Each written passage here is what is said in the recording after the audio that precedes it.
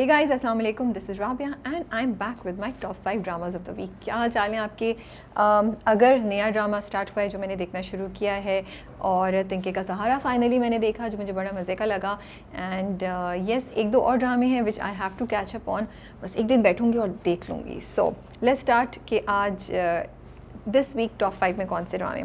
Number 5 पे हमारे पास है वबाल। मुझे वबाल की वाली एपिसोड अच्छी लगी जिसमें शादी हो जाती है अनम की उसके साथ, फराज के साथ। एंड आई लाइक द पूरा जो उन दोनों का इंटरेक्शन दिखाया है। फिर शगुफ्ता का भी जो हमें स्टोरी और ज़्यादा पता चली है, मुझे वो भी इंटरेस्टिंग लग रही है। मुझे वबाल की एपिसोड और फिर जो माहम है उसका ट्रैक भी चल रहा है, तो मुझे ये चीज़ मतलब मुझे ड्रामा इंटरेस्टिंग लग रहा है। मुझे मज़ा आया ये वाली एपिसोड देख के। अब मुझे और भी ज़्यादा क्यूरोसिटी है कि माहम साहब अनम साहिबा क्या करेंगी आगे जाके। सो नंबर 5 पे हमारे पास है वबाल। नंबर 4 पे है न्यू एंट्री विच इज़ तिनके का सहारा। आई जस्ट लव्ड तिनके का सहारा। यार कितनी अपलिफ्टिंग स्टोरी है, कितने मज़े की है, पॉजिटिव है। एक तरफ बहुत एक्सट्रीम केस दिखाया है जहाँ पे जो कैरेक्टर है समी खान का वो बहुत गुस्सा करता है, और दूसरी तरफ हमाद है जो कि हारून प्ले कर रहे हैं। And he is such a nice guy and he is so supportive. And दोनों स्टोरीज बिल्कुल डिफरेंट है एक दूसरे से, and they are both representing a very important challenge या सेगमेंट ऑफ द सोसाइटी के जब मर्द खुद काम नहीं करे बट बीवी को सपोर्ट करें, या फिर शौहर इतना गुस्से में पागल है कि उसको कुछ समझ नहीं आता और वो अब्यूज़ करता है। तो how do you deal with it? So Tinke ka सहारा मुझे बहुत पसंद आ रहा है। अगर आपने नहीं देखा है, do watch it. It's a great story, it's very interesting. Before we go to number 3, writer of the week goes to Zanjabeel Asim for Tinke ka सहारा। मुझे बहुत अच्छा लग रहा है जिस तरीके से स्क्रिप्ट के थ्रू वो कहानी को आगे लेके चल रही हैं। मैं इस वक्त डायलॉग्स की पर्टिकुलरली बात नहीं कर रही हूँ, बट ओवरऑल स्टोरी की, स्क्रिप्ट की बात कर रही हूँ। तिनके का सहारा बहुत रिफ्रेशिंग था। ये वाली एपिसोड भी अगर आप देखें तो उसमें कितना अच्छा उन्होंने दिखाया, कितनी अच्छी लिखी है डायलॉग्स हमाद के, कि वो अपनी बीवी को सपोर्ट कर रहा है, कदर को। वो उसको बोलता है कि तुम इतनी मेहनत नहीं करो, मैं तुम्हारे लिए चाय बना के ला रहा हूँ। अगर बीवी जब मर्द की खिदमत करती है तो कुछ बुरा नहीं होता, लेकिन अगर मर्द या हस्बैंड जो है वो बीवी की थोड़ी सी उसका ख्याल रख ले, उसको मसाज कर दे, या उसका किसी भी तरीके से ख्याल रख ले, तो इसमें क्या बुराई है? सो सच इम्पॉर्टेंट मैसेजेस जो स्क्रिप्ट के थ्रू जंजबील आसिम दे रही हैं, and I am just loving it. Then अगर आप वसे और दुरिया का कैरेक्टर भी लें, उनके डायलॉग्स भी कितने इंपॉर्टेंट है। वसे का इंटरनल जो लोग इस तरह के होते हैं, उनका इंटरनल स्ट्रगल, कि कहीं वो समझता है कि उसने गलती की है, कहीं उसको लगता है कि उसने गलती नहीं की, और उसके अंदर का मर्द जो होता है वो ईगोइस्टिक बन के आ जाता है, और फिर दुनिया का सारी बातें माँ बाप को जाके करना। So the script is quite interesting and it's also communicating a lot of important things. जैसे दुनिया ने कहा कि मुझे नहीं पता था कि कभी कभी कुछ चीज़ें, इज़्ज़त स्पेशली सेल्फ रिस्पेक्ट जो है वो ज़्यादा इंपॉर्टेंट होती है पैसे से। सो मुझे स्क्रिप्ट अच्छा लग रहा है तिनके का सहारा की, एंड इस बार writer of the week goes to Zanjabeel Asim. Number 3 पे हमारे पास है हब्स की कहानी शुक्र है थोड़ी सी आगे बढ़ी। आयशा ने कुछ स्टैंड लिया अपनी माँ के सामने, और उसकी माँ का भी पोल खुल गया जब वो जिनके साथ वो रिश्ता करने की कोशिश करी थी वो लोग आए। सो आई एम रियली हैप्पी कि कहानी आगे बढ़ी, बिकॉज मैं बोर हो गई थी वही चीज़ देख के, एंड आई वाज लाइक यार ये कहानी कब आगे बढ़ेगी। लेकिन इस बार की एपिसोड में हमें मज़ा आया। नंबर 2 पे जाने से पहले हम करेंगे best director of the week goes to Najaf Bilgrami for Pinjra this week.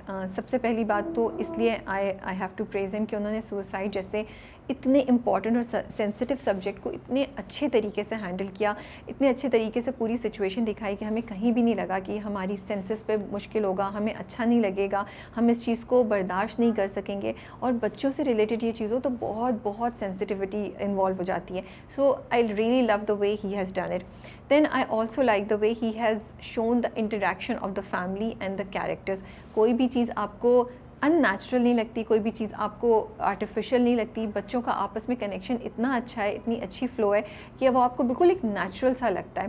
So I really like the way he is kept it natural and he is kept it subtle. और कहीं भी अच्छा, अब आप देखें कितना इमोशनल हो सकता था ना, एक्सट्रीम रोना धोना कि माँ बिल्कुल इधर गिर गई है, बेहोश हो गई है, बाप रो रहा है, लेकिन उन्होंने ऐसा कुछ भी नहीं दिखाया। उन्होंने बड़ा उसको वैसे दिखाया कि खौफ है, सब हिल गए हैं, सब परेशान हैं, लेकिन कोई ओवर रिएक्ट नहीं करा, जिसकी वजह से पूरा जो सीन था और जो पूरी सिचुएशन थी वो आपको एब्जॉर्ब करना आसान हो गई थी, और आपको उसको समझना और उससे रिलेट करना आसान हो गया था। So director of the week goes to Najaf Bilgrami for Pinjra this week. Number 2 पे हमारे पास है पिंजरा। पिंजरा की एपिसोड बहुत अच्छी थी, बहुत इंपॉर्टेंट मैसेजेस, माँ बाप का बच्चों का इंटरेक्शन, सुसाइड जैसे इंपॉर्टेंट सब्जेक्ट को हैंडल करना, फिर माँ और बच्चों की दोस्ती, माँ और बच्चों का रिश्ता, जैसे वजीहा अपनी बेटी से कैसे बात करती है, इधर हरीका क्यानी का कैरेक्टर अपने बच्चों से कैसे करता है, बड़े अच्छे कॉन्ट्रास्ट दिखा रहा है। और पिंजरा बहुत बहुत हैवी होता है आपके इमोशंस पे। जब आज़ान अपने भाई के पास जाके बात करता है, मेरे बाप के पास जाके बात करता है अपने भाई के लिए, तो मेरे दिल को कुछ हो रहा था, जब वो बहन से बात करता है तो आई वाज लाइक यार कितने अच्छे तरीके से बात कर रहा है, कितने भाइयों को इस चीज़ को देख के सबक सीखना चाहिए। So Pinjra is really really good script, please watch it if you are not. Number 1 पे जाने से पहले हम करेंगे best actor male and female. Best actor male goes to this week for to Haroon as Hamad in Tinke ka Sahara. I like Hamad's character, the way Harun has done it. He's a bit goofy, but he's very genuine and he's likable.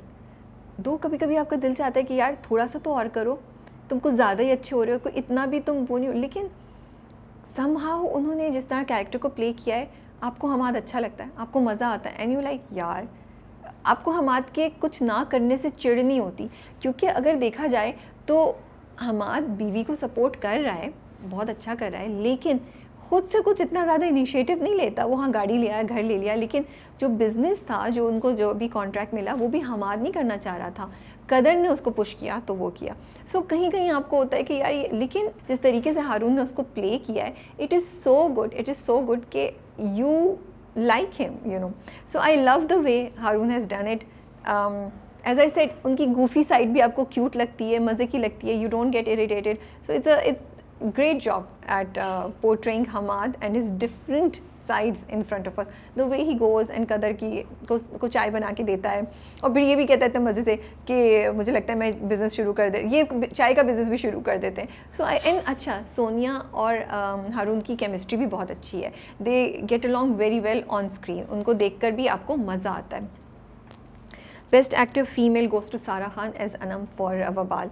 I am really liking now Sara Khan's character. शुरू में मुझे नहीं होता था, लेकिन अब the ग्रेनेस जो है ना कैरेक्टर की, जैसे जब वो फ़ोन करती है तो बड़े अच्छे तरीके से बोलती है कि भाई आपकी माँ की चॉइस तो पुरानी है, फिर वो बिरयानी बनाने की कोशिश करती है। So I like these positive traits also, जहाँ वो कुछ अच्छे तरीके से बात करी है, वो कोशिश करी है, देन उसकी नेगेटिव चीज़ें आ जाती हैं कि वो उसने कागज़ के फूलों की लड़ियाँ नीचे करी, which is something we are also like यार कागज़ के फूल अब कौन लगाता है, मत लगाओ, थोड़े से फूल रख लो। बट सो अनम का कैरेक्टर बड़ा इंटरेस्टिंग है कि आप उसमें बहुत सी चीज़ों से रिलेट कर सकते हैं, और कहीं कहीं आप कहते हैं यार ये इसको समझ नहीं है, बदतमीज़ी क्यों कर रही है इतनी, how can she be so selfish. So and I like the way Sara Khan has done it. Anam is not extreme, वो कोई ज़्यादा उसके चेहरे के एक्सप्रेशंस एक्सट्रीम नहीं होते, वो चीखती चलाती नहीं है, वो बदतमीज़ी नहीं करती, उसकी रूट होते हुए भी उसकी आवाज़ के भी ऊपर नहीं आती है, उसकी बॉडी लैंग्वेज भी पूरी, अगर आप देखें तो हाथ भी होते हैं, बाल भी हिलाती हैं वो। So I really like the way Sara Khan is portraying different sides और greyness of Anam's character. Number 1 पे हमारे पास है इस बार बख्तावर की स्टोरी शुक्र है आगे बढ़ी, क्योंकि बीच में मैं बोर हो गई थी। फाइनली ये शीदे को पता चल गया है बख्तू और बख्तावर की असलियत। दिलावर क्यों शादी कर रहा है हुरिया से, मुझे नहीं समझ आ रही है। सो ड्रामा ऐसा है कि मज़े का है, इंटरेस्टिंग है। आप सवालात होते हैं जो आप चाहते हैं कि कैसे आंसर होंगे, आप सोचते हैं अच्छा यार आगे जाके क्या होगा क्या नहीं होगा। सो ड्रामा शुक्र है कि आगे बढ़ रहा है, उसकी वजह से जो हमें कहानी के कुछ सवालात हमारे अभी भी रहते हैं, और ये क्यूरोसिटी के दिलावर और बख्तावर का आमना सामना होगा नहीं होगा, दिलावर को पता चल जाएगा, तो ये सारे बड़े इंटरेस्टिंग क्वेश्चंस हैं। लेकिन सबसे मेजर डेवलपमेंट ये हुई है कि शीदे को पता चल गया बख्तू की असलियत। सो आई कांट वेट टू सी कि वो उसको कैसे ब्लैकमेल करेगा। अब तो वो हुरिया को भी बताएगा, हुरिया भी उसके हाथ में दोबारा आ गई है। So Bakhtawar is keeping us interested in the script and we are following it. ये थे मेरे टॉप 5। आप लोग बताएं कि अच्छा अगर मैंने देखा है, मुझे मज़ा आया देखने का, अगर आपने नहीं देखा है अगर तो देखिए। एक तो 3 बहनें हैं, बहुत डिफरेंट हैं तीनों एक दूसरे से, एंड आई लाइक इट कि तीनों की डिफरेंट इश्यूज़ हैं और तीनों की पर्सनालिटीज़ डिफरेंट है। तो आफ्टर मुझे लगता है ऐसे कैरेक्टर्स भी देखने का, ऐसे स्क्रिप्ट्स भी देखने का मज़ा आता है जहाँ पे इतनी आपको डिफरेंट टाइप के कैरेक्टर्स हो। मुझे लगता है लाइक अगर आप देख रहे हैं ना तो आप किसी ना किसी कैरेक्टर से ज़रूर रिलेट कर पाएंगे, क्योंकि कभी अगर सिर्फ एक ही कैरेक्टर हो तो उस कैरेक्टर से हर कोई नहीं रिलेट कर पाता, लेकिन अगर 3-4 कैरेक्टर्स हों तो उससे कहीं ना कहीं किसी ना किसी कैरेक्टर से कोई ना कोई इंसान रिलेट कर पाता है। अगर आपने देखा है तो मुझे कमेंट्स में ज़रूर बताइए how did you like it. That's all, thank you and Allah हाफिज़ फ्रॉम माई साइड।